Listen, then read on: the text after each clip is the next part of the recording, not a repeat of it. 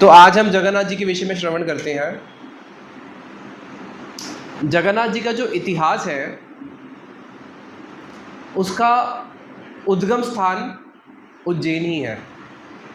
उज्जैन से ही जगन्नाथ जी का इतिहास है, कैसे जगन्नाथ जी आज वहाँ पहुँचे। बड़ा आनंद आएगा आपको सुन के। उज्जैन का शास्त्रों में क्या नाम है? अवंतिका। तो अवंतिका के राजा थे जिनका नाम था राजा इंद्रद्युम्न। क्या नाम था, याद रखना, राजा इंद्रद्युम्न। अब ये राजा इंद्रद्युम्न जो थे बहुत ही धार्मिक राजा थे, बहुत धार्मिक राजा। और इतने धार्मिक राजा थे कि इनकी जो पत्नी थी वो भी धार्मिक, दोनों ही धार्मिक, और इनकी प्रजा भी सारी की सारी राजा को देख के क्या बन गई? धार्मिक। और इनकी कोई संतान नहीं थी। अब इनकी कोई संतान नहीं होने के कारण जिसके पास बहुत ज़्यादा धन हो और संतान ना हो तो वो बहुत दुखी होता है। यहाँ तक कि गरीब व्यक्ति की भी संतान ना हो तो वो भी दुखी होता है। लेकिन ये दुखी नहीं थे, ये आनंदित थे कि ठीक है, प्रभु की कृपा, अगर संतान होती तो मन संतान के पास जाता, लेकिन अब संतान नहीं है तो मन किसके पास जा रहा है? प्रभु के चरणों में ही जा रहा है।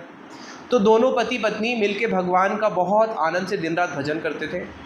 और राजा होने पर भी उनके अंदर लेश मात्र भी, जिसे बोलते हैं ना लेश मात्र भी ये अहंकार नहीं था कि मैं राजा हूँ। उनको पता था भाई प्रभु है, मसक ही करई बिरंची प्रभु, अजी मसकतेहीन, मच्छर को ब्रह्मा, ब्रह्मा को मच्छर बना सकते हैं, तो मैं किस बात का राजा? प्रभु की सृष्टि है, उन्होंने सेवा दी है, सेवा कर रहा हूँ, निष्काम भाव से अपना राज्य चलाते थे और दिन रात केवल भजन में ही लगे रहते थे बस। और इन्होंने क्या किया हुआ था कि उज्जैन एक ऐसी नगरी है जहाँ पे बहुत सारे यात्री आते हैं दर्शन करने के लिए। और अगर किसी को दक्षिण भारत से बद्रीनाथ दर्शन करने जाना है, हरिद्वार जाना है, तो कहाँ से होके जाएगा? ये मध्य प्रदेश है, यहीं से होके जाएगा। और ऊपर के लोगों को नीचे जाना है दर्शन करने, द्वारका आदि, तो वो भी कहाँ से जाएंगे? यहीं से होके जाएंगे। तो उन्होंने अपने राज्य के अंदर एक बहुत बड़ा अतिथि गृह बना के रखा था, जिसके अंदर जो भी दर्शन करने के लिए भारत में कहीं से भी मध्य प्रदेश से होके गुजरेगा तो वहाँ पे आके उसका बहुत अच्छे से आदर सत्कार होगा और वो वहाँ पे अपना आराम से रह सकता है। तो इनका पूरा जीवन साधु सेवा के लिए समर्पित था। अब शास्त्र ऐसा बोलते हैं कि भगवान की सेवा से बढ़कर किसकी सेवा है? भगवान के भक्तों की सेवा। इसलिए भगवान श्री कृष्ण ने अर्जुन को बोला था कि ये मैं भक्त जना पार्थ ना मैं भक्तास चते जना, कि हे पार्थ, जो ये बोलता है कि मैं कृष्ण का भक्त हूँ, हो सकता है वो मेरा भक्त हो और हो सकता है ना भी हो, लेकिन मत भक्ता नाम चते भक्ता ते में भक्त मता मता, कि लेकिन जो मेरे भक्त का भक्त है वो मेरी मति में पक्का मेरा भक्त है। तो अगर कोई कृष्ण का डायरेक्ट भक्त है और एक कोई कृष्ण के जो भक्त है उनका आश्रय लेता है, तो दोनों में से ज़्यादा भगवान को कौन प्रिय है? जो भक्तों का आश्रय लेके भजन करता है। इसलिए हमारे नरोत्तम दास ठाकुर जी कहते हैं, आश्रय लइया भजे तारे कृष्ण नाही त्यजे। आश्रय लइया भजे तारे कृष्ण नाही त्यजे, कि जिसने किसी भक्त का आश्रय लेके भगवान का भजन किया, कृष्ण उसको कभी नहीं त्याग सकते। हो सकता है अपने भक्त को त्याग दें जो डायरेक्ट है, लेकिन जिसने कृष्ण के भक्त का आश्रय लिया हुआ है, कृष्ण उसको कभी भी नहीं त्यागेंगे, चाहे उसके अंदर हजारों अनर्थ क्यों ना हो। भगवान उसको प्योरीफाई करेंगे लेकिन कभी त्यागेंगे नहीं। तो ऐसे ही इनकी साधु के प्रति बहुत रुचि थी। अब एक दिन क्या हुआ, इनके यहाँ पे कुछ अतिथि रुकने के लिए आए रात्रि के समय, अर्धरात्रि के समय। अतिथि मतलब बिना अतिथि कभी भी आ सकते हैं। अर्धरात्रि के समय आए और वो पति पत्नी आपस में रात को जब सोएंगे, अब कोई भी व्यक्ति अगर कहीं दर्शन करके आया है वृंदावन के, तो बोलते हैं ना, अरे वृंदावन में मेरे राधा गोविंद देव जी के दर्शन करे, वृंदावन में राधा रमन जी के दर्शन करे। तो ऐसे ही जब दोनों सो रहे थे तो बात करते करते बोले, अरे हमारा तो जीवन सफल हो गया, हमारा तो तीर्थ भ्रमण करना भी सफल हो गया। आज हमने किसके दर्शन करे? नील माधव, ये नाम याद रखना। कौन सा? नील माधव। आज हमने नील माधव के दर्शन करे। और नील माधव के दर्शन करके वो दोनों इतने आनंदित थे कि जो वहाँ पे तीर्थ, जो अतिथि गृह का जो वहाँ पे इंचार्ज था, उससे देखा मेरे यहाँ पे तो बहुत सारे अतिथि आते हैं, रुकते हैं, प्रसाद पाते हैं, विश्राम करते हैं, अपनी थकान दूर करते हैं, अपने इष्ट की थोड़ी बहुत चर्चा भी करते हैं, लेकिन ऐसा व्यक्ति तो मैंने कभी नहीं देखा जो प्रेम में इतना ज़्यादा तन्मय है नील माधव के दर्शन करके। और उसने भी कभी नील माधव का नाम ही नहीं सुना था। बद्रीनाथ सुना था, केदारनाथ सुना था, अमरनाथ सुना था, सारे तीर्थों के नाम सुने थे, उसने भी कभी ये नाम ही नहीं सुना था नील माधव। पहली बात, पहला आश्चर्य, नील माधव नाम कभी सुना नहीं। दूसरा आश्चर्य, उन दोनों को देख के कि कैसे वो प्रेम में गदगद हो रहे हैं, बोला कि भैया मेरे को भी उनके दर्शन करने हैं। तो उसने मंत्री को बताया कि देखो एक बिगड़े हैं जिनका नाम है नील माधव, जो उनके एक बारी दर्शन कर ले, उनके दर्शन करने के बाद फिर उसको दोबारा इस जगत में आना ही नहीं पड़ता। अब जब वो नील माधव की चर्चा कर रहे थे तो उन्होंने नील माधव की बहुत महिमा सुनी कि जो भी नील माधव के दर्शन करता है, चाहे वो पापी से पापी आत्मा क्यों ना हो, उसी समय वो वैकुंठ जाने का अधिकारी बन जाता है। यहाँ तक कि अगर कोई नील माधव के दर्शन करने की इच्छा रखे और अभी इच्छा रखी और जा रहा है लेकिन रास्ते में मृत्यु हो गई, नहीं पहुँच पाया किसी कारण से, तो उसको भी वैकुंठ की प्राप्ति हो जाती है। तो जो दर्शन करेगा तो उसका कहना ही क्या। तो साथ ही साथ में उसी समय वो वैकुंठ का अधिकारी बन जाता है, उसको विष्णु के चतुर्भुज रूप के दर्शन हो जाते हैं और वैकुंठ की मुक्ति उसको मिल जाती है। अब मन में आया कि भाई हमें भी दर्शन करने हैं। मंत्री को बोला, मंत्री ने जाके राजा को बोला। अब राजा ने जैसे ही सुना कि नील माधव, वो नाम सुनते ही इतना गदगद हो गया, और जब उसने महिमा सुनी, राजा के मन में एक उद्दीपन जागा कि मुझे भी नील माधव के दर्शन करने हैं। जाओ पता लगाओ कि नील माधव जी के दर्शन कहाँ पे होते हैं। मंत्री ने जो वहाँ का सेवक था उससे पूछा, सेवक ने अंदर गए तो देखा जो रात्रि के समय आए थे वो तो सुबह भोर होने से पहले ही दोनों चले गए। बहुत ढूंढा आसपास में, लेकिन नहीं मिले। लेकिन राजा के मन में एक लोभ जाग गया। क्या लोभ जाग गया?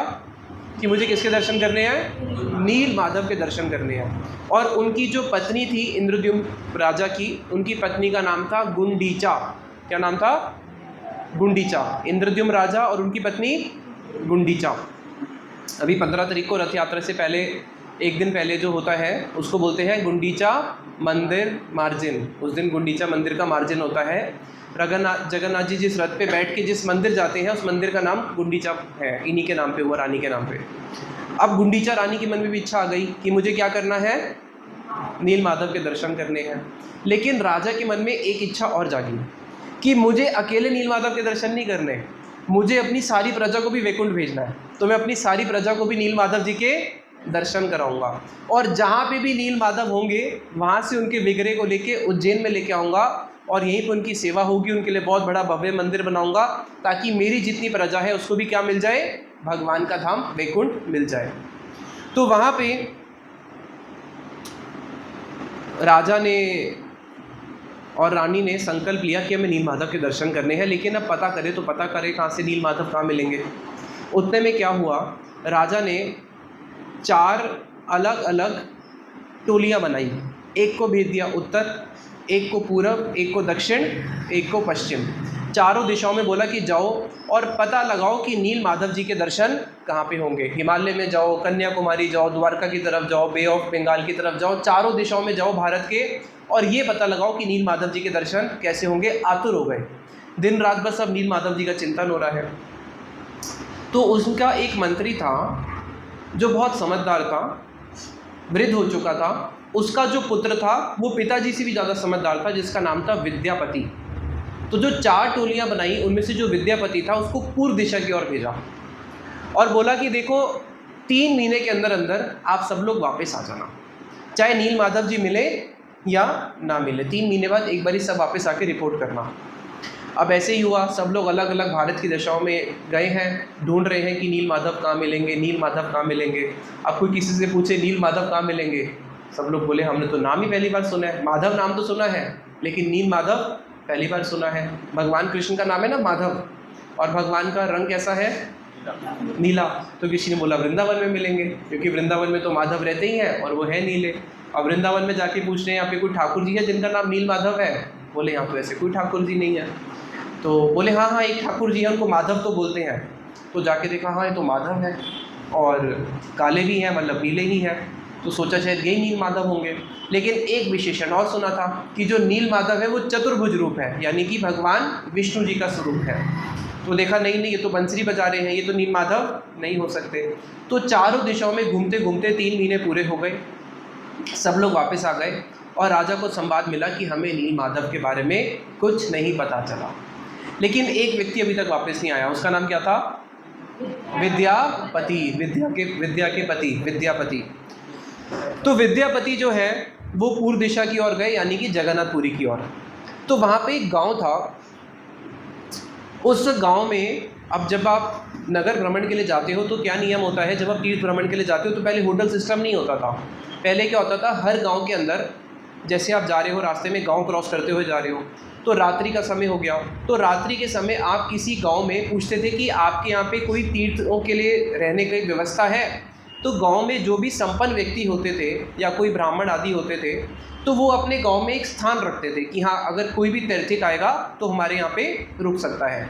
जैसे भी पुरुषोत्तम मास हुआ था ना, पुरुषोत्तम मास में वृंदावन की 84 कोस की परिक्रमा लोगों ने करी। 15 से 20 दिन लगते हैं, अगर आप रोज़ कम से कम 20-25 किलोमीटर पैदल चलो तो 25-30 किलोमीटर तब जाके। तो जो 84 कोस की लोगों ने परिक्रमा करी, तो लोगों ने देखा भाई 1 महीना सब लोग इतने परिक्रमा कर रहे हैं, अब गांव-गांव में होके जाना पड़ता है, वहाँ तो होटल आदि कुछ नहीं है। तो वहाँ के लोग क्या करते थे, खाने की और रहने की व्यवस्था अपने घर में ही कर देते थे कि आप जाओ, प्रसाद पाओ और अपना आराम से विश्राम करो, आपसे कोई पैसा भी नहीं लेंगे। तो अगर 3 साल बाद जब पुरुषोत्तम मास वापस आएगा, कभी आप लोग जाना 84 कोस, हर 5-5 मिनट में कुछ ना कुछ खाने को बट रहा होता है, और इतने पकवान बट रहे होते हैं, इतने पकवान जितने शादी में ना मिले आपको। चारों और ब्रज में लोगों की सेवा भाव बहुत है। तो अब वहाँ पे क्या हुआ, ये इस गांव में पहुँचे तो वहाँ पे एक ब्राह्मण थे। सब लोगों ने बोला कि ब्राह्मण नहीं, शबर थे। शबर एक जाति है, शबरी थी ना, शबर। तो शबर जाति के एक व्यक्ति थे। बोले यहाँ पे एक शबर जाति के बहुत सज्जन रहते हैं। वो गाँव पूरा शबर जाति का ही था, कि बहुत सज्जन रहते हैं और आप उनके घर पे जाके रुक सकते हो। संध्या का समय था, उनके घर पे जाके पहुँचे। उनकी बेटी थी ललिता। बोली देखो, मेरे पिताजी जब आएंगे तब तक आप घर के बाहर इंतज़ार करो। जैसी संध्या थोड़ी बीती, पिताजी आए और बोले अरे आप हमारे घर पे अतिथि हो, बाहर क्यों बैठे हो? बोले देखो, मैं यहाँ पे आया हूँ जगन्नाथपुरी आदि दर्शन करने के लिए, मुझे कोई रात को रुकने के लिए स्थान मिल सकता है? हाँ बिल्कुल मिल सकता है, अंदर आओ। अरे ललिता बेटी, इनकी सारी व्यवस्था बनाओ, ये रात को यहाँ पे रुकेंगे और आपको जितने दिन रुकना है आप यहाँ पे हमारे गांव में अच्छे से रुको। अब ये उस गांव में रुके क्यों थे, उसके पीछे कारण था। जब ये उस गांव में गए तो उस गांव के अंदर उन्होंने देखा कि यहाँ के सारे लोग बड़े प्रसन्न हैं। अभी तक वो जितने भी गांव में गए थे तो देखा कहीं पे लोग सुखी हैं, कहीं पे दुखी हैं, लेकिन इस गांव के सारे लोग प्रसन्नचित्त हैं। तो कुछ ना कुछ तो लॉजिक है, क्योंकि जहाँ पे भगवान की भक्ति होती है वहाँ पे सब लोग हमेशा आनंदित रहते हैं। अयोध्या, अयोध्या का अर्थ क्या है? अयोध्या, जहाँ कभी युद्ध ही नहीं होता। युद्ध नहीं होता का अर्थ हम क्या सोचेंगे कि हाँ वहाँ पे कोई राजा नहीं आता होगा क्योंकि राम जी है। नहीं, वहाँ घर पे भी युद्ध नहीं होता। अब घर पे यहाँ पे युद्ध होते हैं ना, डाइवोर्स हो जाते हैं, घर के क्लेश तो होते ही हैं। जहाँ पे कभी कोई युद्ध ही नहीं होता। फिर बोला कि हमारे अंदर देखो, मन और बुद्धि के बीच में द्वंद्व चलता रहता है ना, स्ट्रेस, डिप्रेशन, ये सब क्या है? युद्ध ही तो कर रहे हैं, अपने आप से ही युद्ध कर रहे हैं, लेकिन वहाँ पे कोई युद्ध ही नहीं होता। सब अयोध्या में कैसे रहते हैं? हमेशा सब प्रसन्न रहते हैं। तो उन्होंने देखा भाई इस गाँव के लोग सब बड़े प्रसन्न हैं, हो सकता है कि यहाँ से मुझे कुछ नील माधव के बारे में पता चले। और जिस घर पे वो रुके थे अतिथि के रूप में, उस घर पे ऐसी दिव्य सुगंध आ रही थी जैसी सुगंध उन्होंने कभी आज तक किसी मंदिर में भी नहीं सूंघी। तो सोचा कि कुछ ना कुछ तो यहाँ पे अलौकिक बात है, क्योंकि समझ गए कि ये लौकिक नहीं है, कुछ ना कुछ परमार्थिक शक्ति है, तभी इतनी दिव्य सुगंध आ रही है और सारे लोग बड़े प्रसन्नचित्त हैं। अब वहाँ पे जब घर पे रुके तो देखा कि इनके जो पिता हैं ललिता जी के, रोज़ सुबह कहीं जाते हैं और जब संध्या के समय वापस आते हैं तो उनके शरीर में से एक बहुत दिव्य सुगंध आ रही होती है। और वो दिव्य सुगंध कैसी है? उस सुगंध के कारण इनका जो चित्त है संसार से हट के भगवान के प्रति और प्रगाढ़ रूप से लगता है। जैसे ब्रह्मा जी के 4 पुत्र थे, सनक, सनंदन, सनातन और सनत कुमार, जिनको चतुसन बोलते हैं। तो वो ना भगवान के रूप को नहीं मानते थे। ब्रह्मा जी अपने चारों सर पीटने लगे कि मेरे 4 पुत्र हुए और ये चारों के चारों मायावादी बन गए जो भगवान के रूप को नहीं मानते। भगवान का कितना सुंदर रूप है। तो उन्होंने भगवान से प्रार्थना करी, प्रभु कुछ तो ऐसा करो जिससे इनकी मति भी आपके चरणों में लग जाए। वो भगवान को निराकार मानते थे। तो एक दिन भगवान ने क्या किया, अपने चरणों में अर्पित जो तुलसी होती है, भगवान के चरणों में तुलसी अर्पित होती है ना, उस तुलसी की सुगंध इनके नासिका में प्रवेश करवा दी। अब ये चारों के चारों मुनि कुमार बैठे हुए थे नग्न अवस्था में। ये हमेशा 5 साल के रहते हैं। नग्न अवस्था में बैठे थे, भगवान का चिंतन, मतलब ब्रह्म ज्योति का चिंतन कर रहे थे। उतने में जैसी नासिका में सुगंध गई, ये सुगंध कहाँ से आ रही है, सुगंध के पीछे भागते भागते भागते सीधा वैकुंठ पहुँच गए, भगवान विष्णु जी के दर्शन हो गए। तो उसी प्रकार से उन्होंने देखा भाई ये सुगंध कुछ ना कुछ तो है जो मेरे चित्त को बार बार भगवान की ओर लेके जा रही है। तो वहाँ पे उन्होंने कुछ दिन तक रुके। उनकी जो बेटी थी ललिता, उससे इनका आपस में प्रेम वाला हो गया, तो ये सतयुग से चला हुआ आ रहा है तो उनका आपस में वहाँ पे कनेक्शन हो गया। तो उसके बाद उन्होंने बोला कि हम आपस में विवाह करते हैं। ललिता से उन्होंने विवाह किया, पिताजी भी मान गए। अब क्योंकि ये ब्राह्मण कुल के थे, वो शबर जाति के थे, तो देखा उच्च कुल है, शादी दे देते हैं, और बहुत संपन्न भी थे, विवाह हो गया। अब जब विवाह हो गया तो एक दिन उन्होंने अपनी पत्नी से पूछा, ललिता ये बता कि तेरे पिता रोज़ सुबह कहाँ जाते हैं और संध्या के समय जब आते हैं तो उनके शरीर में से ऐसी दिव्य सुगंध आ रही होती है, इसके पीछे क्या कारण है? देखो बात ऐसी है, वो मैं आपको नहीं बता सकती, क्योंकि मेरे पिताजी ने मुझे वचन दिया है कि ये बात कभी किसी को नहीं बतानी। अरे तेरे पिताजी ने तेरे को वचन दिया है, लेकिन अब तो पिता की थोड़ी ना है, अब तो पिता ने क्या कर दिया, कन्यादान कर दिया। अब तो तू किसकी है, मेरी है, तो मेरी अर्धांगिनी है। तो अर्धांगिनी होने के बाद अगर तू पति से कोई बात छुपाएगी तो तेरे को दोष लगेगा नहीं लगेगा? हाँ दोष तो लगेगा। क्या करना चाहिए? तो कुछ नहीं होता, मुझे बता दे, मैं किसी को नहीं बताऊँगा। इस जगत में ही होता है ना, मुझे बता दो, मैं आगे किसी को नहीं बताऊँगा। तो उसने कहा पक्का वचन? हाँ हाँ पक्का वचन, किसी को नहीं बताऊँगा। उसने बता दिया कि मेरे पिताजी रोज़ सुबह एक श्री विग्रह है जिनका नाम है नील माधव, उनकी सेवा करने जाते हैं। बस नील माधव सुनती उनके तो आंखों से झरझर करके अश्रु गिरने लगे, रोमांच होने लगा। हाय, जिनके लिए मैं आया था मुझे वो अब तो मिल ही जाएंगे, क्योंकि मैं उसी घर में आके रुका जहाँ पे नील माधव जी के पुजारी हैं, और उन्हीं की बेटी से मेरा विवाह हुआ। अब तो उनको पूर्ण भरोसा हो गया कि मुझे नील माधव जी के दर्शन होंगे ही होंगे। जब हनुमान जी के दर्शन हुए विभीषण जी को, तब उनको क्या हुआ, पूर्ण भरोसा हो गया कि अब मुझे राम जी के दर्शन होंगे ही होंगे। तो वहाँ पे उन्होंने क्या किया, बोले अच्छा एक काम करो ना, अपने पिताजी को बोलो कि एक बारी मुझे भी नील माधव जी के दर्शन कराने लेके जाएं। अरे पहला अपराध तो आपने मेरे से करवा दिया कि पिताजी ने मना किया था बताना नहीं है, अब मैंने आपको बता दिया। अब पिताजी को बोलूँगी कि इनको दर्शन कराने लेके जाओ तो पिताजी मुझे शासन करेंगे नहीं करेंगे? तो मैं पिताजी को नहीं बोलूँगी। बोले देखो तुम मेरी पत्नी हो, तो पत्नी हो कि तुम पति के लिए इतना भी नहीं कर सकती? अब मैं कोई गलत चीज़ थोड़ी ना मांग रहा हूँ, क्या मांग रहा हूँ कि मैं प्रभु के दर्शन कर लूँ, तो इतना तो मांग सकते हो। तो उसको थोड़ा थोड़ा मीठी मीठी बातों में करा, और स्त्रियाँ थोड़ी मीठी मीठी बातों में जल्दी आ जाती हैं। तो वो आ गई, और जैसे ही पिता आए बोले देखो पिताजी बात ऐसी है, मेरे को ना आपसे कुछ मांगना है, मैंने आज तक तो आपसे कुछ मांगा नहीं। तो अब स्त्रियों का ये भी एक होता है, मांगने में भी एक्सपर्ट होती है। तो दशरथ महाराज जी को भी तो था ना, कुछ मांगना है और पूरी रामायण हो गई। तो कुछ मांगना है, हाँ बेटी बोलो ना क्या मांगना है। नहीं पिताजी बात ऐसी है, पहले तो आप मुझे वचन दो कि आप मुझे दोगे। अरे सब कुछ तो तेरा है, क्या वचन दो? नहीं नहीं नहीं पिताजी, पहले आप वचन दो तभी मैं आपसे मांगूंगी।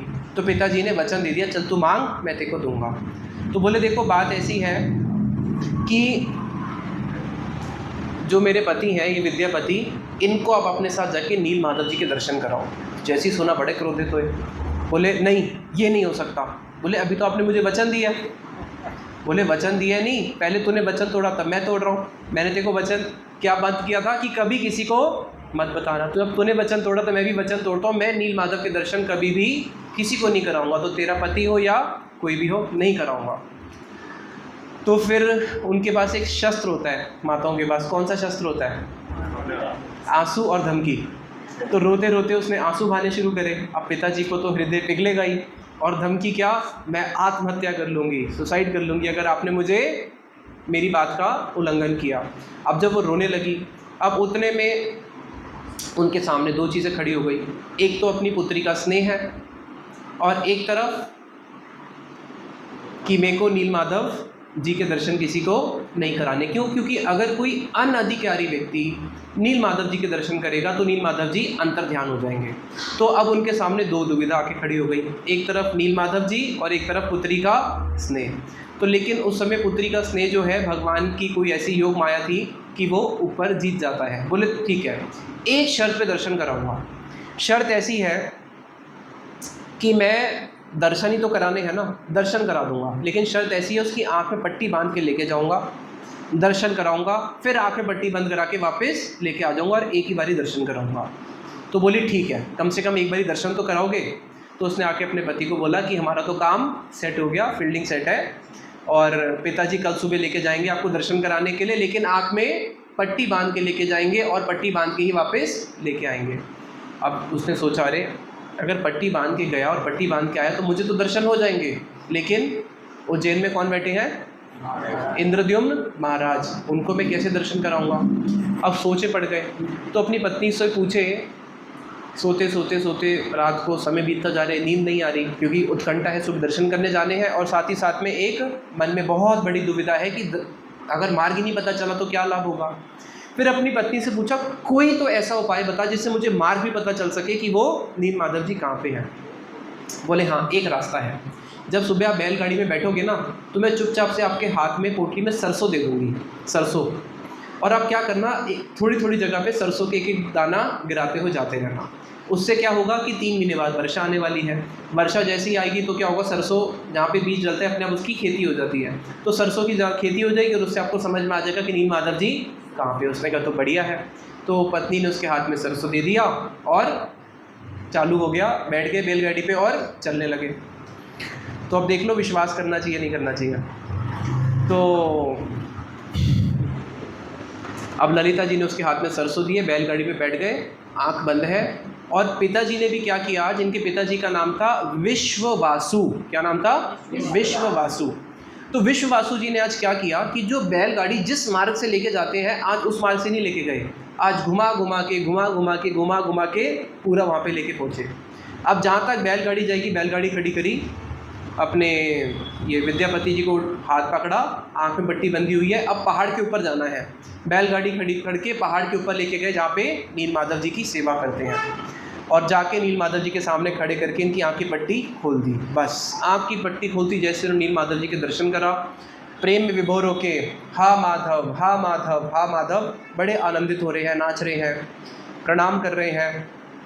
विश्वासु बोले, देखो तुम यहीं पे भगवान के सामने बैठो, स्तव स्तुति करो, मैं अभी जंगल में जा रहा हूँ और मुझे वहाँ से भगवान की सेवा के लिए फूल लेके आने हैं, चंदन लेके आना है, कुछ सामग्री लेके आनी है, जब तक तुम यहीं पे बैठो, कहीं जाना मत। अब वो तो चले गए वन में अपना चंदन आदि लेने के लिए। उतने में विद्यापति ने क्या देखा कि वहाँ पे बहुत सुंदर परिवेश है, नील माधव जी के सामने एक बड़ा सुंदर सा पानी का एक सरोवर है, और वहाँ पे चारों ओर बड़े सुंदर सुंदर आम के उस समय वृक्ष खिले हुए थे। और जो आम के वृक्ष होते हैं, आम के वृक्षों पर कौन सा पक्षी बैठता है पता है? कोयल। कोयल क्या करती है, आम के वृक्ष पे बैठ के जो उसकी आम से जो छोटी छोटी आमियाँ निकलनी शुरू होती है उसको वो खाती है।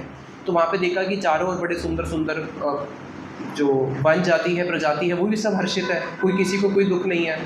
उसी आम की डाली, एक बड़ी सी डाल उस सरोवर के ऊपर से जा रही थी, जिसके ऊपर एक कौवा बैठा हुआ था, और बड़ी सुंदर सुंदर हवा बह रही थी, और कौवे की आंख बार बार ऐसे झपक रही थी।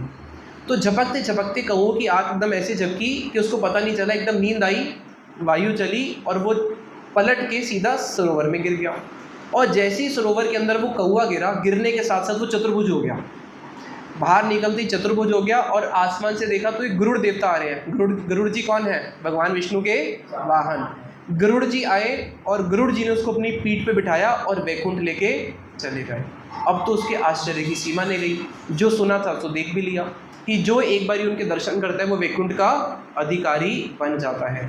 देखा कि कौवा वेजिटेरियन है नॉन वेजिटेरियन है? Non vegetarian. बताया कि 2 पशु ऐसे हैं जिनको पशु जाति का चंडाल बोला जाता है। पक्षी जाति का चंडाल बोला जाता है कौवे को। कौवा क्या है? पक्षी जाति का चंडाल है। और पशु जाति का चंडाल बोला जाता है कुत्ते को। इसलिए कभी किसी को गाली देनी हो तो उसको सीधा सबसे पहले क्या बोलते हैं? कुत्ता, और कुछ नहीं बोलते। क्या बोलते हैं? कुत्ता। तो ये दोनों पशु जाति के चंडाल माने जाते हैं, और ये मांस खाता है, इसलिए आप देखना। और इंसान जाति का चंडाल कौन है ये भी सुन लो। आप किसी नॉनवेज की दुकान पे जाओगे ना, तो वहाँ पे आपको 3 लोग मिलेंगे नॉनवेज खरीदते हुए या खाते हुए। सबसे पहले मिलेगा कौवा। कौवा क्या करता है, जैसे नॉनवेज की दुकान बंद हुई, जो वहाँ पे थोड़े टुकड़े गिरे होते हैं ना, कौवा वहाँ पे आके उन टुकड़ों को खाता है। और एक कुत्ता वहाँ खड़ा रहता है कि जैसे ही कोई मांस का टुकड़ा होगा तो मैं उसको खाऊंगा। और तीसरा मनुष्य जाति का चंडाल जो वहाँ पे नॉनवेज खरीदने के लिए गया।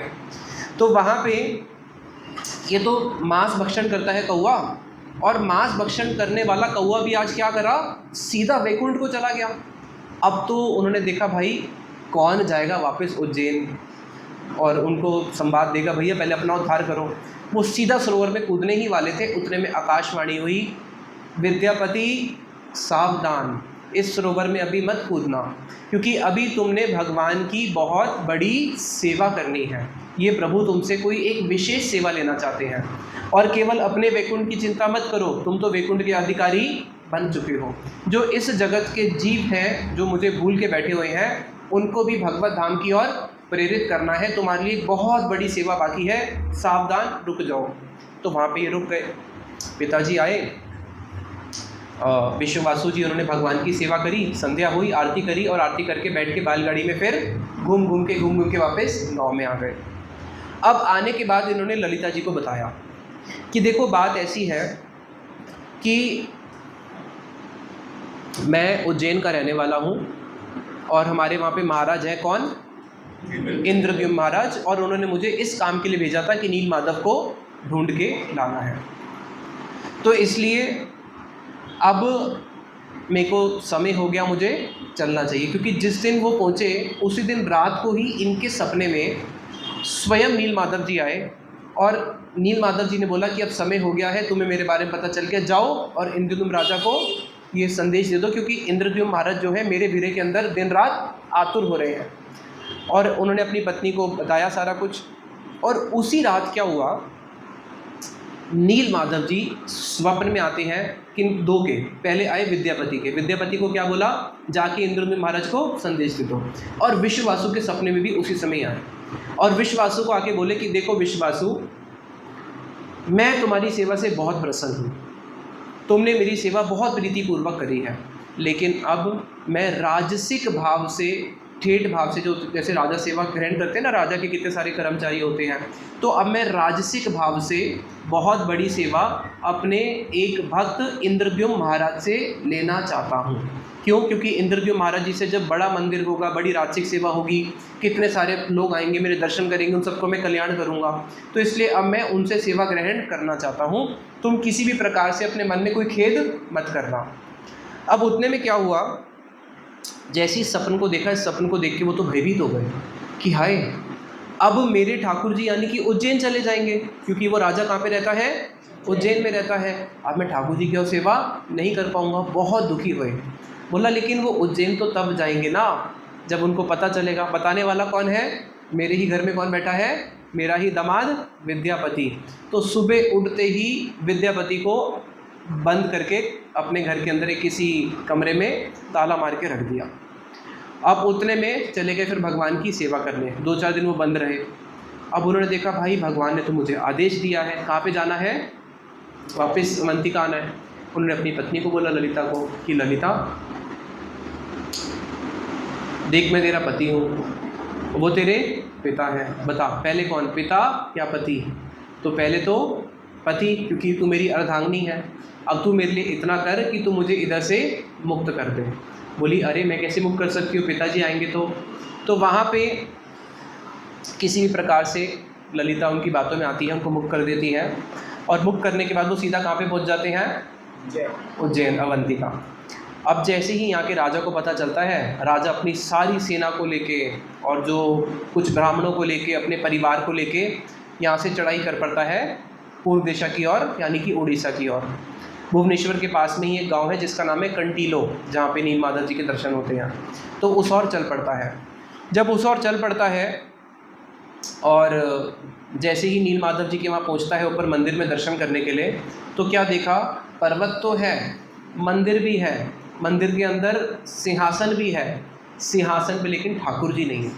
उसको देख के साथ ही साथ में राजा बहुत रोने लगा कि ऐसा लगता है कि मैं पापी हूँ, मैंने बहुत पाप किए होंगे। आत्मनिवेदन के अंदर एक बताया था ना, दैन्यता, दीनता, उसने तो कभी पाप नहीं करे जीवन में, लेकिन ये दीनता कि मैंने बहुत पाप किए होंगे, तो मेरे पाप के कारण ही आज प्रभु मुझे दर्शन नहीं देना चाह रहे। और रानी भी फूट फूट के रोने लगी कि हाँ, आप ही अकेले पापी थोड़ी ना हो, मैं भी कोई कम थोड़ी ना हूँ, मैंने भी बहुत पाप किए हैं, इसलिए प्रभु हमसे रुष्ट हो गए, हमें दर्शन नहीं दे रहे। तो जो प्रभु आज हमसे रुष्ट होकर हमें दर्शन नहीं दे रहे, तो इसका मतलब क्या हमें जीवन धारण करना चाहिए? यानी कि हमने कोई ना कोई ऐसा महापाप अपराध किया होगा जिसके कारण प्रभु हमसे रुष्ट हो गए। तो अगर हमारा जीवन धारण करने से हमारे प्रभु रुष्ट हैं, तो फिर ये जीवन को धारण ही क्यों करना? जीवन तो हम धारण किस लिए करते हैं? अपने प्रभु की सेवा के लिए। तो जिस शरीर से हम अपने प्रभु की सेवा नहीं कर सकते, जिस शरीर से हम अपने प्रभु के दर्शन नहीं कर सकते, जिस शरीर से हम अपने प्रभु को प्रसन्न नहीं कर पाए, तो उस शरीर को मैं धारण ही क्यों करूँ? वो तो मेरे लिए बोझ है, तो इस बोझ को क्यों धारण करना? साथ ही साथ में रानी भी बोली कि हाँ, हम भी बोझ धारण नहीं करेंगे, अभी हम दोनों ही अपने प्राणों को त्यागते हैं। तो राजा जो है अनशरण में बैठ गए और सारी प्रजा को बोले कि देखो, मैं एक पापी राजा हूँ कि मैं आज यहाँ पे आया, लेकिन प्रभु जी ने मुझे दर्शन नहीं दिए, तो आप भी मुझे सब क्षमा करो, मैं तो अपने प्राणों को त्याग रहा हूँ। अनशरण में बैठ गए। लेकिन उतने में ही क्या हुआ, जो एक आकाशवाणी हुई और उस आकाशवाणी ने बोला कि नहीं राजन, तुम बिल्कुल भी खेद मत करो, बिल्कुल भी दुखी मत हो, मैं तुमसे बहुत प्रसन्न हूँ, लेकिन अब तुम्हें मेरे इस नील माधव के रूप में दर्शन नहीं होंगे, मैं तुम्हें दर्शन दूंगा जगन्नाथ के रूप में। तो बोले कैसे दूंगा? तुम यहाँ से पहुँचो बंकिम मोहना। बंकिम मोहना है जगन्नाथपुरी में एक समुद्र के किनारे एक स्थान है बंकिम मोहना, जहाँ पे गजेंद्र का भी उद्धार हुआ था। तो बंकिम मोहना पहुँचो, वहाँ पे मैं दारू भ्रम के रूप में आऊँगा। इसलिए देखना, कहीं भी जगन्नाथ जी के विग्रह दिखोगे वो लकड़ी से बनते हैं। आप बाकी कहीं पे भी जाओ, कोई भी ठाकुर जी सब पत्थर से बनेंगे या फिर पीतल से बनेंगे। केवल एक जगन्नाथ जी के विग्रह ऐसे जो किससे बनते हैं? लकड़ी से बनते हैं, दारू भ्रम। तो दारू बोलते हैं वहाँ पे लकड़ी को, भ्रम यानी कि वो साधारण लकड़ी नहीं, वो भ्रम है, उसके अंदर भ्रम तेज है, दारू भ्रम। तो मैं एक बहुत बड़े दारू भ्रम के रूप में आऊँगा, लाल रंग की चंदन की लकड़ी के रूप में शायद, और उसमें मेरा शंख चक्र गदा पद्म का चिन्ह होगा। और तुम वहाँ से, जब मैं बंकिम मोहना में उस सागर के तट पे प्रकट होऊंगा, फिर वहाँ से तुम वहीं पहुँच के मेरा प्रतीक्षा करो, फिर वहाँ पे मैं तुम्हें जगन्नाथ जी के रूप में उसी दारू भ्रम से दर्शन दूंगा। तो ये अपनी पूरी प्रजा को लेके पहुँच गए जगन्नाथपुरी, और जगन्नाथपुरी में बंकिम मोहना के पास बैठ के जय जगन्नाथ जय जय जगन्नाथ, जय जगन्नाथ जय जय जगन्नाथ, जय जगन्नाथ जय जय जगन्नाथ, जय जगन्नाथ जय जय जगन्नाथ। जगन्नाथ जी का कीर्तन करने लगे दोनों पति पत्नी, और विद्यापति भी पहुँचे हैं, विश्वासु भी पहुँचे हैं, ललिता जी भी पहुँची हैं, और साथ ही साथ में जितने उनके सैनिक आदि सब पहुँचे हैं। मन में विचार आया, अरे जैसे ही दारू भ्रम आएंगे तो उनको रखूँगा कहाँ? अब यहाँ से उज्जैन तो लेके जाऊँगा नहीं, यहाँ पे मंदिर तो बनाना पड़ेगा। तो साथ ही साथ उन्होंने वहाँ पे बहुत बड़ा भव्य मंदिर बनाया। जो आज हम जगन्नाथ जी का मंदिर देखते हैं, वो एक पर्वत को काट के बना है, उसके पीछे भी बहुत बड़ी साइंस है। उस मंदिर के अंदर 22 सीढ़ियाँ हैं। 22 सीढ़ियाँ क्यों हैं? उसके पीछे बहुत सारे कीर्तन है, वो अलग स्टोरी हो जाएगी, रथ यात्रा के बाद कभी बताऊँगा। तो वहाँ पर उन्होंने जगन्नाथ जी का मंदिर बनवाया और इंतज़ार में बैठे कि बस जगन्नाथ जी आएंगे। अब जब उन्होंने जगन्नाथ जी का मंदिर बनाया, तो एक नियम होता है, मंदिर बनाने के बाद यज्ञ करना होता है, प्रतिष्ठा करवानी होती है। तो उन्होंने कहा कि जब तक जगन्नाथ जी नहीं आए हैं, मंदिर तो तैयार कर लिया, अब इसकी प्रतिष्ठा भी करा लेते हैं। तो प्रतिष्ठा कराने के लिए सीधा पहुँच गए ब्रह्मा जी के पास, उनके अंदर इतनी शक्ति थी। जब ब्रह्मा जी के पास पहुँचे तो संध्या का समय था, ब्रह्मा जी गायत्री कर रहे थे, और जितने में ब्रह्मा जी की गायत्री खत्म हुई, ये मिले। इन्होंने बोला, देखो प्रभु, मैं नील माधव जी के दर्शन करने गया था, नील माधव जी ने बोला कि मैं तुम्हें जगन्नाथ जी के रूप में दर्शन दूंगा, मेरी प्रतीक्षा करो कहाँ पे? बंकिम मोहना में, और बहुत जल्दी जगन्नाथ जी आने वाले हैं, इसलिए मैंने उनके लिए मंदिर भी बना दिया है और मंदिर में चल के प्रतिष्ठा करनी है। तो ब्रह्मा जी बोले, अरे मेरा परम सौभाग्य है, मेरे को अपने प्रभु के दर्शन होंगे, चलो देरी किस बात की। ब्रह्मा जी भी आ गए। अब जितने में वो ब्रह्मलोक से आए, तो टाइम की जो कैलकुलेशन है, इससे ऊँचे वाले लोगों में टाइम कैसा चलता है? स्पीड स्लो है ना, नीचे फास्ट है। तो वहाँ पे तो स्वर्ग लोक में अगर जाओ तो 365 दिन 12 घंटे, ब्रह्मलोक में तो और भी वो है। तो जब तक वो आए तब तक उनका जो मंदिर है हज़ारों साल बीत चुके थे। जो उन्होंने मंदिर बनाया था वो पूरा का पूरा बालू से ढक चुका था, क्योंकि समुद्र किनारे बहुत बालू होती है। वहाँ से एक राजा जा रहा था, उस राजा के घोड़े के जैसे ही मंदिर के ऊपर जो चूड़ा होता है, उस पर जैसे ही पैर पड़ा, देखा ये क्या है, कुछ चमक रहा है। बालू को हटाना शुरू करा तो देखा, भाई ये तो बड़ा सुंदर सा कोई चक्र है। जगन्नाथ मंदिर के ऊपर देखा ना, सुदर्शन चक्र है। फिर बालू हटाते हटाते देखा, अरे तो नीचे बहुत बड़ा मंदिर है। अब वो बालू से तो ढक गया था और साथ में थोड़ा जीर्ण भी हो गया था। तो उसने राजा ने मंदिर का पूरा जीर्णोद्धार करके अपना नाम लगा दिया कि ये मंदिर मैंने बनवाया है। अब जब इंद्रद्युम्न महाराज जी आए, उन्होंने देखा अरे ये मंदिर तो मैंने बनवाया है, ये राजा ने कैसे अधिकार कर लिया। तो वहाँ पे काकभूषणी जी जो है वो कई युगों से इसी पृथ्वी पे बैठे हैं, आज भी हैं। काकभूषणी जी ने आके साक्षी दिया कि नहीं राजा, ये तेरा मंदिर नहीं, ये इंद्रद्युम्न महाराज जी का मंदिर है। और तब तक सारी प्रजा ही बदल चुकी थी, कितने हजार साल बीत गए थे, लेकिन भगवान की कृपा से 4 लोग तब भी रह गए थे, गुंडीचा रानी, ललिता, विश्ववासु और विद्यापति। अब जब वो आए, भगवान जी का कीर्तन करना शुरू किया, तो सामने से क्या दिखा, दारू ब्रह्म के रूप में बड़ी सुंदर बड़ी लकड़ी आई है, जिसके ऊपर शंख चक्र गदा पद्म का निशान है। हाथी लगाए, घोड़े लगाए, बड़े बड़े मल्लों को लगाया कि जाओ उस लकड़ी को लेके आओ। खींचने का बहुत रस्सी लगा के प्रयास किया, बट वो वहाँ से टस से मस भी होती नहीं, दारू ब्रह्म है। फिर आकाशवाणी हुई कि देखो ये विश्ववासु एक तरफ से, दूसरी तरफ से विद्यापति ललिता के साथ अगर इसको पकड़ेंगे तो मैं अनायास ही आ जाऊँगी, मेरे लिए सोने का रथ लेके आओ। तो सोने का रथ लेके आए, सोने के रथ पे उस दारू ब्रह्म को रखा। अब उस दारू ब्रह्म को रख के फिर मंदिर में लेके आए और अब मंदिर में रखा कि अब इस दारू ब्रह्म से हम भगवान जी के विग्रह बनाएंगे। तो जितने भी शिल्पकार थे सबको बुलाया पूरे भारत से, आओ और विग्रह बनाओ। अब जब भी कोई शिल्पकार विग्रह बनाने के लिए आए तो छेनी हथौड़ा लेके आएगा। अब वो जैसे ही छेनी हथौड़ा मारे तो उसका छेनी और हथौड़ा दोनों ही खत्म हो जाए, उस पर कोई भी उस अस्त्र मतलब कोई भी औजार काम ही ना करे। अब बड़े दुखी हुए, भाई भगवान के विग्रह बनेंगे तो बनेंगे कैसे इससे। फिर एक ब्राह्मण आया बूढ़ा सा, उसने बोला देखो भाई बात ऐसी है, मैं विग्रह बना दूंगा, लेकिन एक शर्त है। शर्त ऐसी है कि जब मैं विग्रह बनाऊंगा 21 दिन मुझे विग्रह बनाने में लगेंगे, कोई भी द्वार खोल के अंदर नहीं आना चाहिए। मंजूर है, हम में से कोई भी अंदर नहीं आएगा, आप द्वार के अंदर भगवान के विग्रह को बनाना चालू करो। द्वार को बाहर से बंद कर दिया, उसने अंदर से बंद कर दिया। अब टक टक टक टक टक टक टक टक रोज दिन रात आवाज़ आती रहती है। ये बड़े आनंदित है कि अभी प्रभु के हमें दर्शन होंगे। करते करते 15 दिन हो गए। 15 दिन के बाद आवाज़ आनी बंद हो गई। तो रानी को डर लग गया, कहीं 15 दिन से इसने कुछ भोजन नहीं किया, ब्राह्मण ने कुछ जल नहीं पिया, कहीं ऐसा तो नहीं कि ब्राह्मण ही जयराम जी की हो गया हो, और अगर ब्राह्मण जी को कुछ हो गया तो हमें कितना बड़ा दोष लगेगा। तो अभी हमें द्वार खोल देना चाहिए। राजा बोला कि नहीं, पगली है क्या। उस ब्राह्मण ने क्या बोला था, 21 दिन तक द्वार नहीं खोलना, और हम कितने हज़ारों सालों से इंतज़ार कर रहे हैं। अब 7 दिन के चक्कर में हम गड़बड़ थोड़ी ना करेंगे, नहीं खोलना, द्वार बंद रहेगा। तो रानी जिद करने लगी, रोने लगी कि नहीं नहीं द्वार खोलना है। अरे जब हमने उसको वचन दिया है नहीं खोलना, इसमें कोई भगवान की पीछे कोई ना कोई शक्ति छुपी होगी, अभी हम नहीं समझ पा रहे, ये क्यों सोचना कि मर गया होगा, पॉजिटिव सोचो। तो वहाँ पे वो रोने शुरू करती है कि नहीं द्वार तो खोलना ही है। फिर वो अपने मंत्रियों को बुलाते हैं, बताओ हमें क्या करना चाहिए। मंत्री भी बोलते हैं द्वार नहीं खोलना। अब बताओ किसकी चलेगी, पत्नी की चलेगी या किसकी चलेगी, सब जानते हैं पत्नी की चलेगी। तो गुंडीचा जी की बात चल जाती है, सारा जो द्वार था सारे के सारे लोग मिलकर द्वार को तोड़ देते हैं। अब जैसे ही द्वार तोड़ते हैं तो अंदर जाके क्या देखा, वो ब्राह्मण गायब, ब्राह्मण ही नहीं है, और 4 विग्रह बने हुए हैं। कौन कौन से, जगन्नाथ, सामने देख के बताओ, जगन्नाथ, बलदेव, सुभद्रा और सुदर्शन, ये 4 विग्रह बने हुए हैं। देखा अरे ये कैसे विग्रह बने हैं, ना तो इनके पैर हैं ना किसी के हाथ हैं, आंखें मोटी मोटी है, सुदर्शन जी का भी समझ में नहीं आ रहा क्या है। तो राजा ने उसी समय प्रतिज्ञा ले ली, अब तो मैं अपने प्राणों को त्यागूंगा ही त्यागूंगा। फिर राजा बैठ गया अनशरण में कि बस अब तो मैं प्रभु के बिना नहीं रह सकता, अब तो पक्का अपने प्राण त्यागूंगा।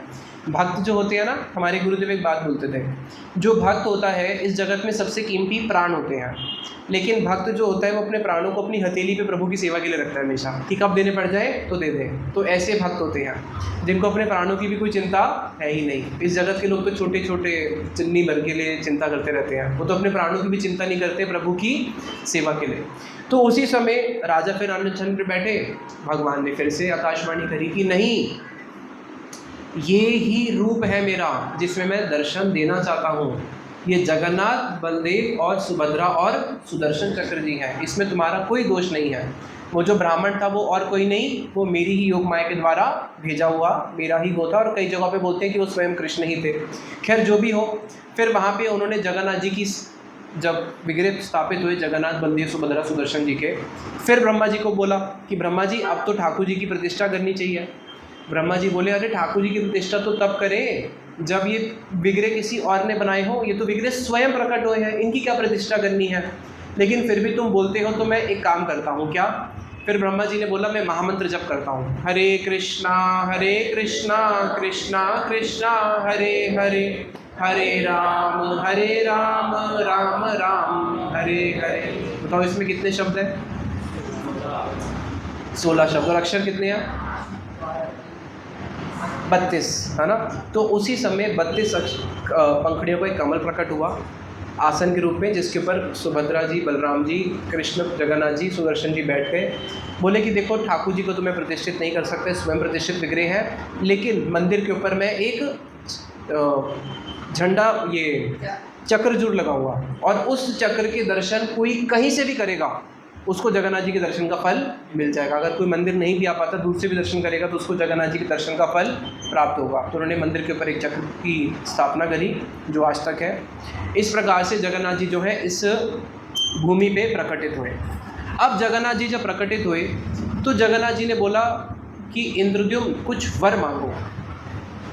तो पूर्व इतिहास में जितने भी संत हुए हैं उन संतों ने ना अपने लिए कुछ नहीं मांगा, उन संतों ने हम जैसे जीवों के लिए मांगे जो भगवान को भूल के बैठे हुए हैं। जब कलयुग आने वाला था, कलयुग आने से पहले सारे के सारे ऋषियों ने बैठ के एक मीटिंग करी कि अब कलयुग आने वाला है, कलयुगी जीव कभी भी अपने उद्धार की चिंता ही नहीं करेगा, वो केवल किस चीज़ की चिंता करेगा?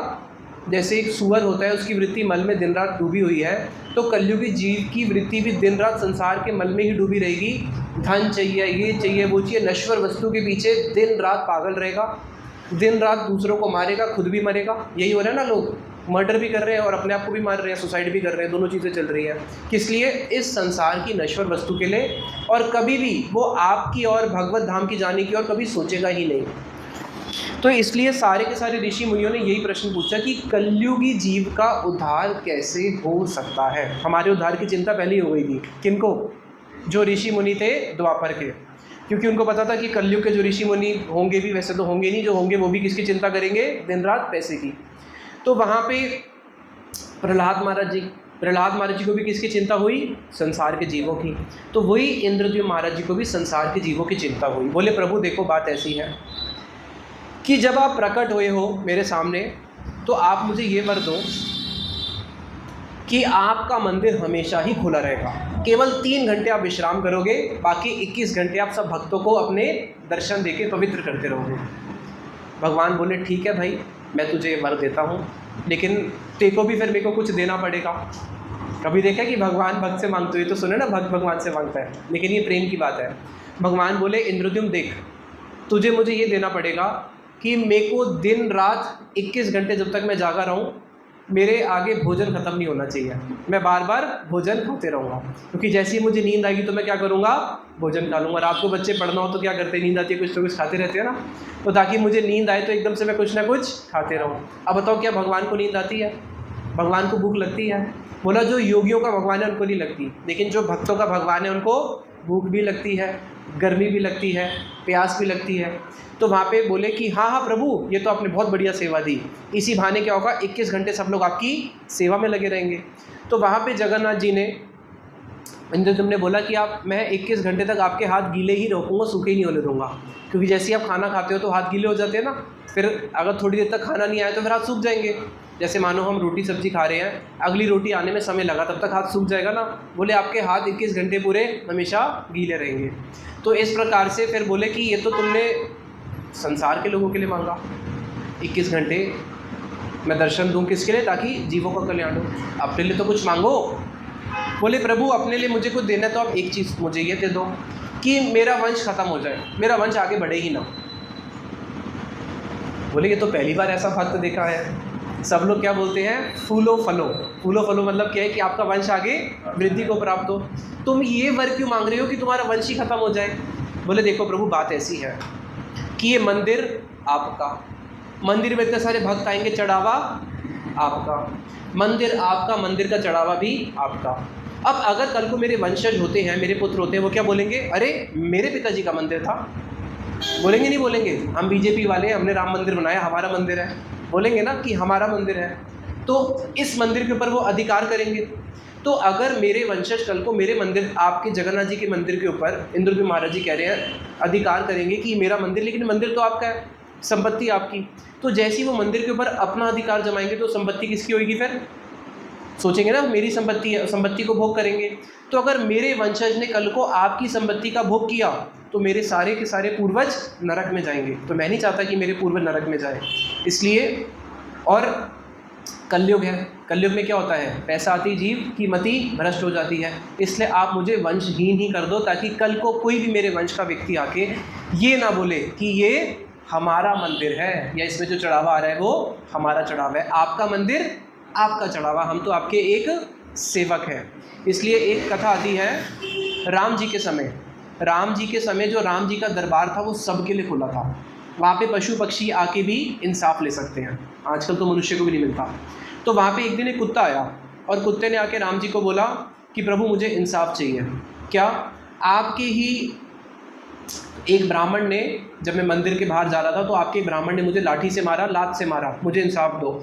उसको बुलाया, तुमने मारा? हाँ मारा। क्या इंसाफ दे? तुम ही बोलो।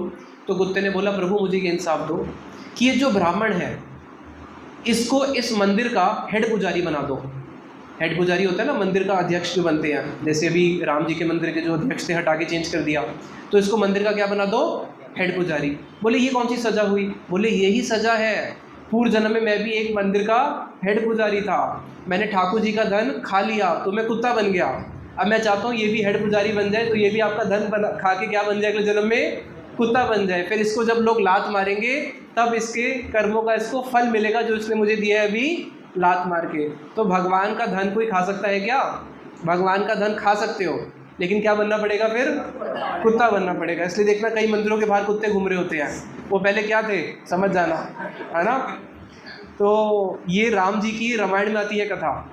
तो वहाँ पे इसलिए इंद्रद्युम्न ने बोला कि मुझे क्या कर दो? वंशहीन कर दो। फिर वहाँ पे इस प्रकार से जगन्नाथ जी की सेवा प्रकाशित हुई और आज पूरा जगत क्या करते हैं? जगन्नाथ जी के दर्शन करता है। तो वहाँ पे उन्होंने दो सेवा दी कि एक जगन्नाथ जी की श्रृंगार की सेवा, एक जगन्नाथ जी की रसोई बनाने की सेवा। बोले कि जगन्नाथ जी की श्रृंगार की सेवा किसको दी? जो विद्यापति थे उनकी दो पत्नियाँ थीं। एक उनकी पहले भी विवाह हो चुका था, जो उनका पहले विवाह हुआ था किसी ब्राह्मण स्त्री से हुआ था। तो जो उनकी ब्राह्मण स्त्री से जो जितनी भी संतान हुई उनको दिया कि तुम जगन्नाथ जी का श्रृंगार करोगे, और जो ललिता के साथ जो संतानें हुई उनको दिया कि ये और इनके वंशज मेरा क्या करेंगे? रसोई की सेवा करेंगे। उसके बाद जो विश्ववासु का जो गांव था, वो सारा का सारा गांव शबर जाति का गांव था, उन सारे के सारे शबर जाति को अधिकार दिया कि जब मेरी रथ यात्रा का समय होगा तो मेरी रथ यात्रा से पहले ही जो जगन्नाथ जी की वो आती है ना, अभी स्नान पूर्णिमा गई है, स्नान पूर्णिमा से लेके पूरा रथ यात्रा तक तुम्हारी सेवा है कि उस समय सारी की सारी सेवा तुम ही मेरी करोगे, तुम ही मेरा श्रृंगार करोगे, तुम ही मेरे को औषधि पिलाओगे और तुम ही मेरे लिए भोजन भी बनाओगे। अब आप देखो कहीं पे भी आप जाओ तो प्राय आपने सुना होगा कि भगवान की सेवा कौन करते हैं? ब्राह्मण। कहीं पे सुने कि नीच जाति को भगवान की सेवा का अधिकार मिला हो, लेकिन यहाँ पे जगन्नाथ जी ने दिया, क्योंकि वो कौन है? पतित पावन। और कहीं पे भी आप जाओ, भगवान कभी अपने बाहर बैठ के रथ पे नहीं आते, लेकिन जगन्नाथ जी आते हैं। क्यों? जैसे कोई डॉक्टर बीमार होता है डॉक्टर के पास जाता है, कई बार ऐसा भी होता है ना कि डॉक्टर को घर पे बुलाना पड़ता है, यानी कि बहुत ज़्यादा बीमार है। तो जगन्नाथ जी ने देखा जो छोटे मोटे बीमार हैं वो तो मेरा दर्शन करने आते हैं, लेकिन जो बहुत ही ज़्यादा बीमार है उनके लिए मैं खुद बाहर आके उनको अपने दर्शन दूंगा। तो जगन्नाथ जी ही ऐसे हैं जो बाहर रथ में आके सबको दर्शन देते हैं। और जब जगन्नाथ जी रथ पे बैठते हैं उस समय नियम है, जैसे जगन्नाथ जी के मंदिर में तो हम जगन्नाथ जी को भोग नहीं लगा सकते, लेकिन जब जगन्नाथ जी रथ पे बैठते हैं, आप 2-3 किलोमीटर दूर जहाँ से भी जगन्नाथ जी को दर्शन कर पा रहे हो, वो 3 किलोमीटर का स्ट्रेच है रोड का, जहाँ से भी आप जगन्नाथ जी के दर्शन कर सकते हो, चाहे आप किसी छत पे खड़े हो या कहीं ऊंचे स्थान पे खड़े हो, जहाँ से भी आपको जगन्नाथ जी का रथ दिख जाए, आप बस अपने हाथ में कुछ भी लो और जगन्नाथ जी को ऐसे तुलसी पत्ता डाल के दिखा दो। सिर्फ दिखाना है, कोई मंत्र नहीं पढ़ना, कोई विधि नहीं, बस दिखा दो। वो जगन्नाथ जी ने ग्रहण कर लिया कि हाँ बस ये इतनी दूर गर्मी में मेरे लिए आया, मेरे रथ के सामने आया और इसने मेरे को प्रीतिपूर्वक क्या किया? दिया, तो जगन्नाथ जी उसको बड़ी प्रीतिपूर्वक ग्रहण करते हैं। तो जो जगन्नाथ जी हैं वो पतित पावन है, हम जैसे पतितों को उद्धार करने के लिए उन्होंने पतित पावन वेश धारण किया है। अब मूल आता है कि जगन्नाथ जी के पैर नहीं है, हाथ नहीं है, आंखें मोटी मोटी हैं, सुभद्रा जी के तो हाथ पूरे अंदर चले गए। इसके पीछे क्या कारण है? इसके पीछे तो एक बहुत ही रसिक कारण है, बहुत रसिक कारण है। क्योंकि आज तो मेरे पास समय नहीं है, कल सुबह मैं जगन्नाथपुरी जा रहा हूँ, तो अब कथा तो इसकी हो नहीं पाएगी, लेकिन विश्वनाथ प्रभु कंटिन्यू करेंगे और मैं ग्रुप में कथा डाल दूंगा कि उसके पीछे जगन्नाथ जी का क्या विशेष कारण है। वो कहीं पे भी आपको शास्त्रों में नहीं मिलेगा, वो केवल गौड़ीय संप्रदाय का धन है कि गौड़ीय संप्रदाय के लोग जानते हैं कि जगन्नाथ जी का ऐसा रूप क्यों है, उसके पीछे एक बहुत विशेष कारण है। इसलिए जगन्नाथ जी जो हैं वो राधा जी के भावों में डूबे हुए हैं, दिन रात वृंदावन का चिंतन करते हैं और लक्ष्मी जी को फिर नाटक करते हैं कि भैया आप तो ये मेरे को बाहर जाने नहीं देगी, मेरे को तो वृंदावन जाना है। तो नाटक करते हैं कि मेरे को बुखार हो गया, उनको कोई बुखार नहीं होता। जब नाटक करते हैं कि मेरे को ज्वर हो गया तो सबको मना कर देते हैं, अब कोई मेरे से मिलने नहीं आएगा। लेकिन अपने जो शबर जाति के लोग जो उनकी सेवा इस समय करते हैं वो जगन्नाथ जी के हृदय को जानते हैं, तो उनको पता है कि ये बीमार नहीं है, केवल नाटक कर रहे हैं। तो फिर वो क्या करते हैं, लक्ष्मी जी बड़ी बढ़िया औषधियाँ बनाती रहती है कि जाओ इनको औषधि पिलाओ, ये औषधि पिलाओ, वो औषधि पिलाओ, ताकि वो ठीक हो जाए। और जगन्नाथ जी अंदर ही क्या करते हैं, ब्रजवासियों का चिंतन करते रहते हैं, ब्रजवासियों की चर्चा करते रहते हैं, उन्हीं का स्मरण करके रोते रहते हैं। और दिन रात केवल अपने राधा जी, ललिता, विशाखा, सुदाम, श्रीदाम, नंद बाबा, यशोदा मैया, यहाँ तक कि जो उनकी गैयाँ हैं उनकी सबकी चर्चा करते हैं अपने जो उनके क्लोज एसोसिएट्स हैं उनके साथ, और सबको लगता है कि ये बीमार है। उसके बाद फिर ठीक हो जाते हैं। ठीक होने के बाद लक्ष्मी जी को बोलते हैं, देख लक्ष्मी बात ऐसी है, अब 15 दिन तक मेरा मंदिर बन रहा, अब बाहर कितनी सारी कतार लगी हुई है, अब ये लोग अंदर आके दर्शन करेंगे तो कितनी भीड़ हो जाएगी, आ भी नहीं पाएंगे। तो एक काम करते हैं ना, मैं 15 दिन से अंदर बंद पड़ा हूँ, मुझे बाहर जाके थोड़ा घूमने दे, मैं बाहर जाता हूँ, थोड़ा घूम के आता हूँ। तो लक्ष्मी जी को लगता है दाल में कुछ काला है, बोलती है ठीक है, अकेले नहीं जाना, अपने भाई को साथ लेके चले जाओ और बहन को साथ लेके चले जाओ। क्यों, भाई बहन साथ में रहेंगे तो वृंदावन नहीं जाएंगे। कहते हैं हाँ हाँ ठीक है, भैया और बहन को साथ में लेके चले जाता हूँ। तो फिर लक्ष्मी जी आज्ञा दे देती है कि ठीक है चले जाओ। तो लक्ष्मी जी से आज्ञा लेके, तो सोचो जब भगवान को लक्ष्मी जी से आज्ञा लेनी पड़ती है तो हम किस खेत की मूली है, इसलिए सोच समझ के शादी करना, ठीक है। तो वहाँ पे वो लक्ष्मी जी से आज्ञा लेके फिर क्या करते हैं, बाहर रथ पे बैठ जाते हैं। बलराम जी अपने रथ पे बैठते हैं, सुभद्रा जी अपने रथ पे बैठती हैं, और इस बहाने से कि घूमने जाऊंगा, और भाग के कहाँ पहुँच जाते हैं, सीधा वृंदावन। अब जब लक्ष्मी जी को पता चलता है, लक्ष्मी जी बड़ी क्रोधित होती है। इसलिए देखना रथ यात्रा के जैसे 16 को रथ यात्रा है ना, तो उसके 5 दिन के बाद भीषम, ये उसको बोलते हैं हेरा पंचमी, पंचमी तिथि आती है, 20 तारीख को हेरा पंचमी है। अब उस दिन लक्ष्मी जी क्या करती हैं, जब उनको पता चलता है कि रथ पे बैठ के तीनों भाई बहन कहाँ भाग गए, वृंदावन, बड़ी क्रोधित होती है और आ जाती है वृंदावन में। और वृंदावन है गुंडीचा मंदिर, जगन्नाथ जी का जो मंदिर है उसको बोलते हैं नीलांचल, और जब वो वृंदावन जाते हैं रथ पे बैठ के उसको बोलते हैं सुंदरांचल, जो गुंडीचा मंदिर है। तो नीलांचल से सुंदरांचल की यात्रा ही जगन्नाथ जी की रथ यात्रा है। अब जब वो बैठ के वहाँ पहुँच जाते हैं वृंदावन में, अब जब लक्ष्मी जी वहाँ पे आती है तो जितने जगन्नाथ जी के पंडे होते हैं पकड़ पकड़ के उन सबको मारती है, जगन्नाथ जी का रथ तोड़ देती है और धमकी दे के आती है 3 दिन का समय दे रही हूँ, आ जाना, अभी तो केवल पंडों को मारे, फिर अंदर आके और आतंक मचाऊंगी। फिर जगन्नाथ जी बोलते हैं चलो भैया मेरा समय हो गया, अब मैं जा रहा हूँ। अब जब जगन्नाथ जी वहाँ पे पहुँचते हैं तो जितने भी ब्रजवासी हैं वो कृष्ण को हमेशा फूलों का अलंकार करते हैं। कृष्ण जब अपने सखाओं के साथ जाते हैं वन में, तो वन में जितने सुंदर सुंदर फूल हैं उन फूलों को ले लेके गुंद गुंद के सारे सखा उनको देते हैं, गोपियाँ देती हैं। तो कृष्ण हमेशा फूलों से डेकोरेटेड रहते हैं। इसलिए जब जगन्नाथ जी नीलांचल में जाएंगे, सुंदरांचल में, वृंदावन में, वहाँ पे जगन्नाथ जी का सर से लेके पैर तक केवल फूल फूल फूल फूल फूल, इसलिए बोलते हैं ना वन माली, क्या वन माली, वो पूरे फूलों से ढके रहते हैं। अब वो फूलों से ढके हुए हैं और जो ब्रजवासियों ने बड़े प्रेम से बनाया, और उसी फूलों के श्रृंगार के साथ जब वो वापस आते हैं तो लक्ष्मी जी देख के बड़ी क्रोधित होती है। अरे आप राजा हो, द्वारका के राजा हो, आप कोई यहाँ पे गाय चराने वाले नहीं है जो सारे फूल पत्ते पहन के आ गए हो, हटाओ इन फूल पत्तों को। तो फिर लक्ष्मी जी क्या करती है, उनके सारे फूल पत्ते जो है सारे उठा के पटक देती है और कहती है कि देखो कहीं अगर ये फूल पत्ते में रहेंगे तो इनको तो बार बार ब्रज की याद आएगी। अब मेरे को तो इनको क्या याद दिलानी है कि आप द्वारका के द्वारकाधीश राजा हो। तो फिर लक्ष्मी जी क्या करती है, पूरा का पूरा सर से लेकर पैर तक उनको सोने से ढक देती है। उसको बोलते हैं जगन्नाथ जी का सोनार वेश। जब रथ यात्रा ख़त्म होती है रथ की यात्रा ख़त्म, जब उस उल्टी रथ यात्रा को बोलते हैं बहुड़ा, तो बहुड़ा रथ यात्रा जैसी ख़त्म हुई, जगन्नाथ जी मंदिर के बाहर पहुँचे।